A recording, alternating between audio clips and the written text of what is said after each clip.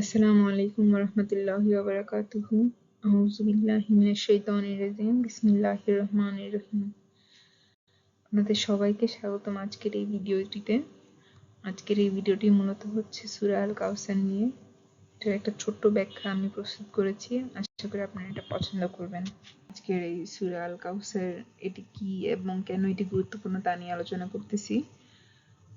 পবিত্র কুরআন শরীফের সবথেকে ছোট সূরা এটি, এবং এটি মাত্র 3টা আয়াত নিয়ে গঠিত, এবং এটা মক্কায় আমাদের মুহাম্মদ সাল্লাল্লাহু আলাইহি ওয়াসাল্লামের উপর অবতীর্ণ হয়েছিল। এটি মূলত মুহাম্মদ সাল্লাল্লাহু আলাইহি ওয়াসাল্লামকে আল্লাহর একটি বিশেষ সান্ত্বনা ও সুসংবাদ হিসেবে আমরা বিবেচনা করে থাকি। তাই হচ্ছে কঠিন সময়ের জন্য এই সূরাটির তাৎপর্য অনেক বেশি। এর পিছনের গল্পগুলো আগে শুনে আসি। মূলত 2টা কারণে এই সূরাটা নাজিল হয়েছিল। প্রথম কারণটা হচ্ছে মুহাম্মদ সাল্লাল্লাহু আলাইহি ওয়াসাল্লামকে আশা দেওয়ার জন্য। আমরা জানি ওই সময়টাতে মুহাম্মদ সাল্লাল্লাহু আলাইহি ওয়াসাল্লামের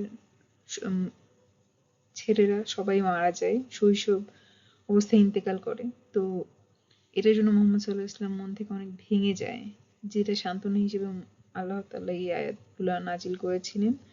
আরেকটা কারণ ছিল শত্রুদের উপহাস। তার যে শত্রু ছিল তারা হচ্ছে মূলত তাকে নিয়ে তার যে নির্বংশ হয়ে যাওয়ার, তার বংশের পরম্পরা ভঙ্গ হবে, এই জিনিসটা নিয়ে অনেক উপহাস করতেন। তাকে আবতার নামে ডাকা হতো, কারণ আবতারের অর্থ হচ্ছে যাদের কোনো বংশ থাকে না বা নির্বংশ হয়ে যায়। তো যখন মানুষ তাকে এভাবে ছোট করতো, এই জিনিসটার আসলে সান্ত্বনা হিসেবে আল্লাহ তাআলা তাকে এই আয়াতগুলো দান করে, তাকে আশা দেওয়ার জন্য। আমাদের সূরার ব্যাখ্যাটা শুরু করি। প্রথম আয়াত, যেটা হচ্ছে আল্লাহর সর্বোত্তম উপহার নিয়ে কথা বলা হয়েছে। প্রথম আয়াতটি হচ্ছে ইন্না আ'তাইনাকাল কাউসার। এর অর্থ হচ্ছে নিশ্চয়ই আমি আপনাদেরকে কাউসার দান করেছি। এখন আমাদের জানতে হবে কাউসারের অর্থটা কি। কাউসার হচ্ছে মূলত জান্নাতের একটি বিশেষ নদীর নাম, যা দুধের চেয়েও সাদা এবং মধুর চেয়েও মিষ্টি। তো আল্লাহ তাআলা মুহাম্মদ সাল্লাল্লাহু আলাইহি ওয়াসাল্লামকে এই কাউসার দানের কথাটি এই জন্যই বলেন যে কাউসারের বৈশিষ্ট্য যেমন উত্তম, যেমন সব থেকে সেরা, তেমনি আল্লাহ তাআলা মুহাম্মদ সাল্লাল্লাহু আলাইহি ওয়াসাল্লামকে সব থেকে বেশি সম্মান, জ্ঞান, প্রাচুর্য সবকিছুই দান করেছেন। তো ওই অনুযায়ী হচ্ছে আল্লাহ তাআলা এই আয়াতটি মুহাম্মদ সাল্লাল্লাহু আলাইহি ওয়াসাল্লামকে বলেছেন যে তাকে তিনি সর্বোত্তম সম্মান সবকিছুই আল্লাহ তাআলা তাকে দান করেছেন। এবার আসে 2 নম্বর আয়াত, যেটা হচ্ছে কৃতজ্ঞতা নিয়ে। আয়াতটি হচ্ছে ফাসাল্লি লিরাব্বিকা ওয়ানহার। অতএব আপনারা প্রতিপালকের উদ্দেশ্যে সালাত আদায় করুন এবং কোরবানি করুন। এটা থেকে আমরা যে শিক্ষাটা নিতে পারি, আল্লাহর যে অগণিত নিয়ামত আছে আমাদের উপর, এগুলোর জন্য আল্লাহর প্রতি কৃতজ্ঞতা জানানো। যার 2টা উপায় নিয়ে এখানে এই আয়াতটিতে বলা হয়েছে। একটা হচ্ছে সালাত আদায় করা, আর একটা হচ্ছে কোরবানি পেশ করা। তৃতীয় আয়াত চূড়ান্ত বিজয় নিয়ে।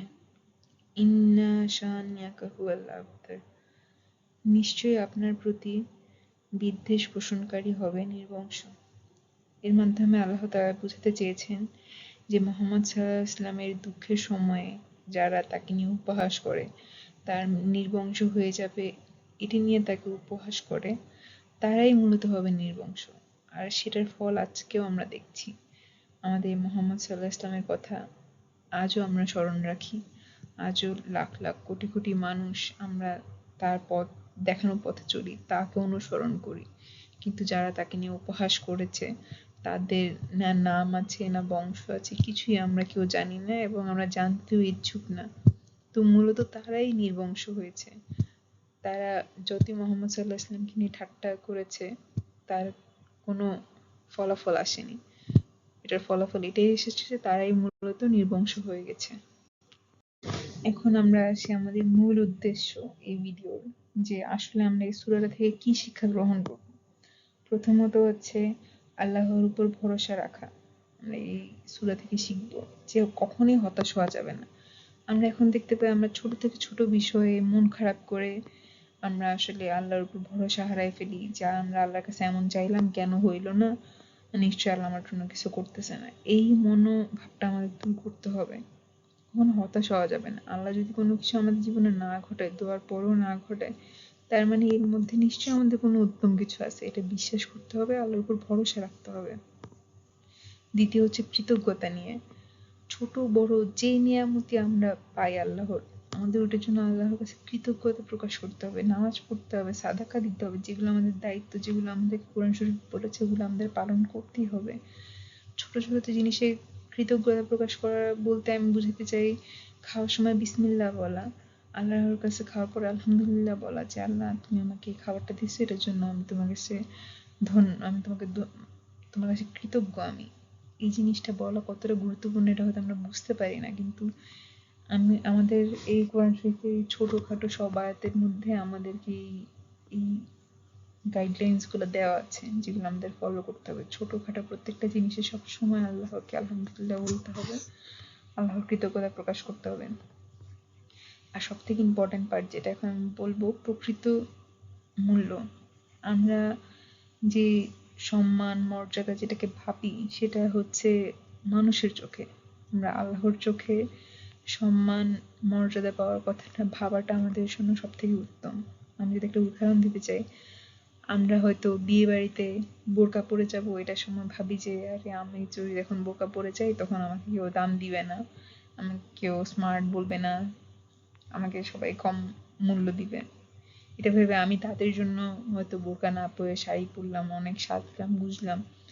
তো দিন শেষে জিনিসটা কি হবে, আমার গুনাহ হবে, আর আমি আল্লাহর থেকে অনেক দূরে সরে যাব। আল্লাহর কাছে আমার মর্যাদা এবং সম্মান কমে যাবে, যেটা আসলে আমি যে সম্মানের পিছনে দৌড়াচ্ছি সেটা হচ্ছে আমার প্রকৃত সম্মান না। আমার প্রকৃত সম্মান আমার আল্লাহর পথে চলা।